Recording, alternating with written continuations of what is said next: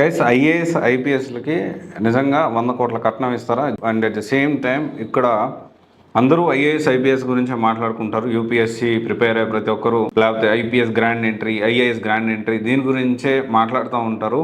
But ఇక్కడ ఏంటంటే దాదాపు 24 సర్వీసెస్ ఉన్నాయి. మన తెలుగు వాళ్ళకి ఎంతమంది ఐఏఎస్లు అవుతున్నారు ఎవ్రీ ఇయర్, ఎంతమంది ఐపీఎస్లు అవుతున్నారు?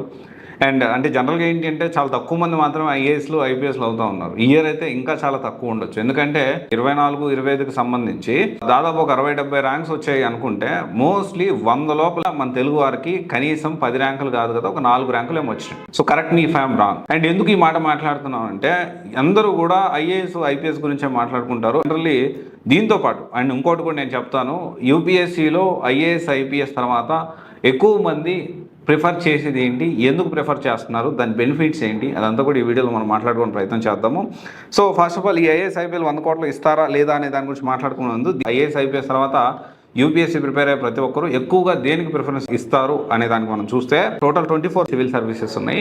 ఐఏఎస్ ఐపీఎస్ తర్వాత ఎక్కువ మంది ప్రిఫరెన్స్ ఇచ్చేది ఐఆర్ఎస్కి, ఇండియన్ రెవెన్యూ సర్వీస్. అండ్ దీనికి సంబంధించి ఇండియన్ ఫారెన్ సర్వీస్ కానీ, తర్వాత ఇంకా చాలా ఐసీఎల్ఎస్, ఇండియన్ కార్పొరేట్ లా సర్వీస్ అని, ఇండియన్ డిఫెన్స్ అకౌంట్ సర్వీస్ అని, ఇండియన్ ఆడిట్ అండ్ అకౌంట్స్, ఇవన్నీ కూడా ఆఫీస్ జాబ్స్. అంటే ఒక కార్పొరేట్ ఆఫీస్ లాగా ఉంటుంది, దాంట్లో వెళ్ళి వర్క్ చేయాల్సి ఉంటుంది. అండ్ దీనికి సంబంధించి ఇండియన్ సివిల్స్ అకౌంట్ సర్వీసెస్ అని, తర్వాత ఆర్డినెన్స్ ఫ్యాక్టరీ సర్వీస్, ఇంకా చాలా ఉన్నాయి. కానీ ఇక్కడ చాలామంది ఇండియన్ రెవెన్యూ సర్వీస్కి ప్రిఫరెన్స్ ఇస్తూ ఉంటారు. ఎందుకు అంటే వచ్చే బెనిఫిట్స్ అలాంటివి. అండ్ అసలు దీంట్లో జాబ్ రోల్ ఏంటో కూడా తెలుసా, నల్లధనం పట్టుకోవడమే, బ్లాక్ మనీ పట్టుకునే యూపీఎస్సీ క్యాడర్ ఇది. ఏది? IRS, Indian revenue service. దీనికి సంబంధించి ఏంటి అంటే బేసికల్లీ మెయిన్గా ఏంటి అంటే crucial role in combating black money and negotiating international agreement related taxation. And మెయిన్గా కీ రెస్పాన్సిబిలిటీస్ ఏముంటాయి అంటే, ట్యాక్స్ అడ్మినిస్ట్రేషన్ ఉంటుంది, అండ్ దాంతోపాటు పాలసీ ఫార్ములేషన్ ఉంటుంది, బ్లాక్ మనీ కంట్రోల్ ఉంటుంది, and international cooperation, enforcement, customs laws, and investigation and prosecution. So ఇవన్నీ కూడా దీంట్లో రెస్పాన్సిబిలిటీస్, వీళ్ళ బాధ్యతలు. సో మెయిన్గా ఏంటి అంటే, చాలామంది ఐఆర్ఎస్ ఆఫీసర్లు జెన్యున్గా పనిచేసే వాళ్ళు ఉంటారు. జెన్యున్గా పనిచేసే వాళ్ళు ఎంతమంది ఉంటారో, కొంతమంది రీసెంట్గా కూడా మనం చూస్తూ ఉన్నాం, ఏసీబీకి రెడ్ హ్యాండెడ్గా పట్టుబడిన ఐఆర్ఎస్ అధికారులు అని చెప్పి రీసెంట్గా కూడా చాలా మనం న్యూస్లో చూస్తాను. వెరీ రీసెంట్గా మన తెలంగాణలో, హైదరాబాద్లో కూడా చూస్తున్నాం మనం.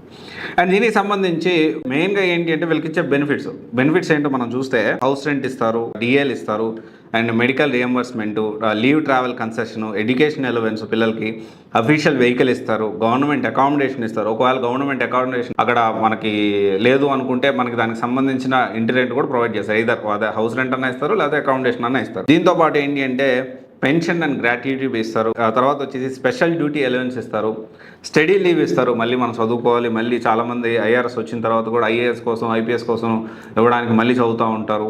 ఇలా అన్నీ కూడా ఉంటాయి. జనరల్గా ఏంటి అంటే దీంట్లో వర్క్ ప్రెషర్ కూడా ఎక్కువ ఉంటుంది, ఫ్రీక్వెంట్ ట్రాన్స్ఫర్స్ ఉంటాయి. ఎందుకంటే they are dealing with very big people.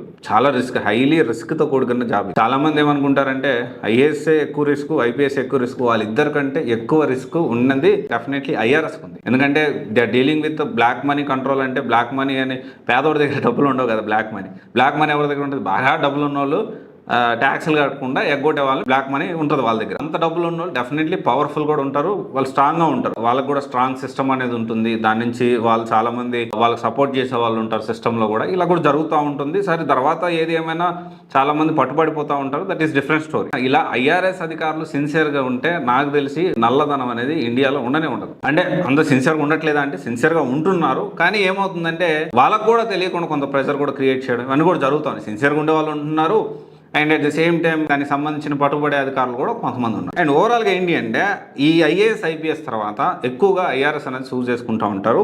And దీనికి సంబంధించి ఐఏఎస్ ఐపీఎస్ఎల్కి నిజంగా 100 కోట్ల కట్నం ఇస్తారని మాట్లాడుకుంటే, సో ఎస్, మేబీ నిజమేమో అనిపిస్తూ ఉంటుంది కొన్ని సిచ్యువేషన్స్ మనం దగ్గర నుంచి చూస్తే. కానీ ఇక్కడ ఏమవుతుందంటే, వాళ్ళు జాబ్ వచ్చిన వెంటనే ఈ విధంగా 100 కోట్ల కట్నాలు, పొలిటికల్ క్యూ ఉంటుంది వాళ్ళకి వచ్చే క్యాడర్ను బట్టి.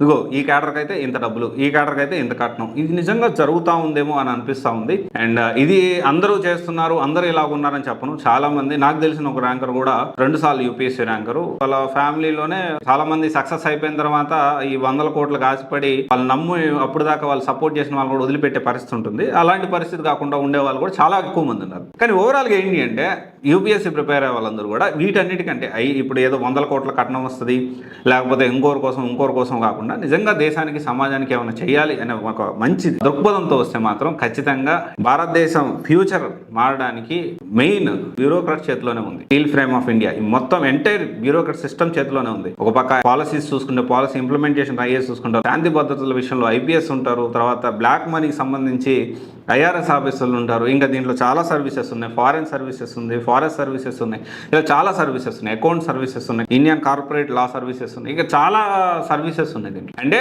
మొత్తము ఫ్యూచర్ ఎలా ఉండాలో డిసైడ్ చేసేది బ్యూరోక్రాట్ 100%. వాళ్ళు సిన్సియర్గా ఉంటే దేశం భవిష్యత్తు ఇంకొక లెవెల్లో ఉంటుంది. ఎనీవే యూపీఎస్సీ ప్రిపేర్ అయ్యే వాళ్ళు ఈ ఐఏఎస్ ఐపీఎస్ తర్వాత ఎక్కువ మంది ఐఆర్ఎస్ పెట్టుకుంటున్నారు. ఐఆర్ఎస్కి బెనిఫిట్స్ కూడా అలాగే ఉన్నాయి, కొంచెం ప్రెజర్ కూడా అలాగే ఉంటుంది. అండ్ ఇది ఫీల్డ్ వర్క్ ఉంటుంది అండ్ ఆఫీస్ వర్క్ రెండు ఉంటుంది. అవసరమైనప్పుడు ఫీల్డ్ వర్క్ కూడా తిరగాల్సి వస్తుంది వీళ్ళు. సో అందుకని వాళ్ళకి అఫీషియల్ వెహికల్ కూడా అరేంజ్ చేస్తారు, సెక్యూరిటీ కూడా అరేంజ్ చేస్తారు. Okay, thank you.